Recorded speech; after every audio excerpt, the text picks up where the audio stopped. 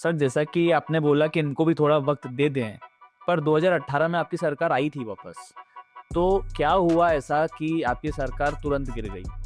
ज्योतिराव सिंधिया जी क्यों गए बीजेपी की तरफ? अभी थोड़ी देर पहले आपने एक प्रश्न पूछा था कि कांग्रेस से कई लोग छोड़ के भाजपा में चले जाते हैं। तो मैंने उसके कारण गिनाए थे कि हाँ, ये बात सही है कि हर व्यक्ति उतनी मजबूती के साथ खड़े नहीं रह सकता, सबके अपने-अपने स्वार्थ होते हैं। सबका अपना-अपना मनोबल होता है, सबकी अपनी-अपनी कैपेसिटी होती है दबाव सहने की।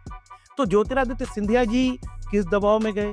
क्या ये उस आरोप के चलते तो नहीं चले गए जो प्रभात झा कहते थे, भारतीय जनता पार्टी के पूर्व प्रदेश अध्यक्ष, कि ज्योतिरादित्य सिंधिया इस मध्य प्रदेश के सबसे बड़े भूमाफिया हैं? हम लोग तो उनको ऐसा नहीं मानते थे, हम लोग अपना नेता मानते थे। लेकिन भारतीय जनता पार्टी के लोगों ने, नेताओं ने ये कहा कि ज्योतिरादित्य सिंधिया इस मध्य प्रदेश के सबसे बड़े भूमाफिया हैं, और उनके ऊपर भी तमाम आरोप लगाते रहे लोग। शिवराज सिंह चौहान ने तो कई बार कविता का जिक्र किया कि खूब लड़ी मर्दानी, वो तो झांसी वाली रानी थी, अंग्रेजों के मित्र सिंधिया ने छोड़ी राजधानी थी। तो हंसी उड़ाते थे शिवराज सिंह चौहान जैसे लोग सुभद्रा कुमारी चौहान की कविता को लेके। तो आज ज्योतिरादित्य सिंधिया यदि गए हैं, तो ये तो देखना होगा कि क्या अपनी ज़मीनें बचाने के लिए गए, या यस बैंक घोटाले में जो उनका नाम का ज़िक्र हो रहा था बॉम्बे की संपत्ति को लेकर, क्या उस दबाव में गए, या मुख्यमंत्री बनने के लालच में गए। उन सत्ता की बाहर रहकर छटपटाहट उनको ज़्यादा हो रही थी, क्योंकि राजा महाराजा की उनकी लेगेसी थी, तो वो लोग सत्ता से बहुत अधिक दिनों तक बाहर नहीं रह सकते।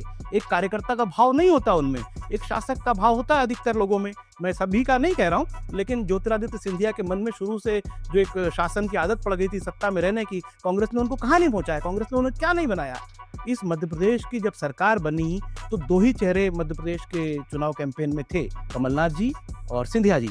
लेकिन सिंधिया जी को इतना महत्व देने के बाद भी राहुल गांधी कहते हैं कि केवल एक ही व्यक्ति ऐसा था जिसके लिए मेरे घर के दरवाजे 24 घंटे खुले हैं। उसका नाम था ज्योतिरादित्य सिंधिया।